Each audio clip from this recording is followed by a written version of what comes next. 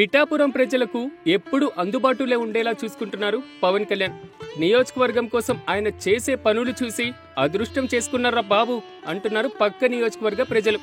ఎందుకంటే Andhra Pradesh deputy CM Pawan Kalyan తనను భారీ మెజార్టీతో గెలిపించిన ప్రజల రుణం అవకాశం దొరికినప్పుడల్లా ఏదోలా తీర్చుకుంటున్నారు.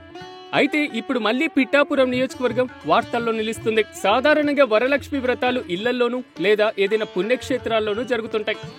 ఇంకా అనుకుంటే సామూహిక వ్రతాలు నిర్వహిస్తారు. అయితే ఈసారి పిఠాపురం నియోజకవర్గంలో జరిగే వరలక్ష్మి వ్రతాలు చాలా ప్రత్యేకంగా జరుగుతున్నాయంటున్నారు జనసేన నేతలు. 10,000 మంది ఆడపడుచులకు చీరలను, పసుపు, కుంకుమను పవన్ కళ్యాణ్ కానుకగా అందజేయనున్నారు. వరలక్ష్మి వ్రతాల సందర్భంగా ఆడపడుచులకు పవన్ కళ్యాణ్ పంపే పసుపు, కుంకుమ చీరలు కానుకగా అందజేయనున్నారు. మొత్తం 10,000 మంది ఆడపడుచులకు చీరల పంపిణీకి ఏర్పాట్లు చేస్తున్నారు. పిఠాపురం ఆడపడుచులంటే పవన్ కళ్యాణ్ కి ఎనలేని గౌరవం. ఏటా జరిగే విధంగానే సాంప్రదాయబద్ధంగా సామూహిక వరలక్ష్మి వ్రతాలు నిర్వహించి ఆడపడుచులకు పసుపు, కుంకుమ, చీరను కానుకగా అందించాలని నిర్ణయించారు.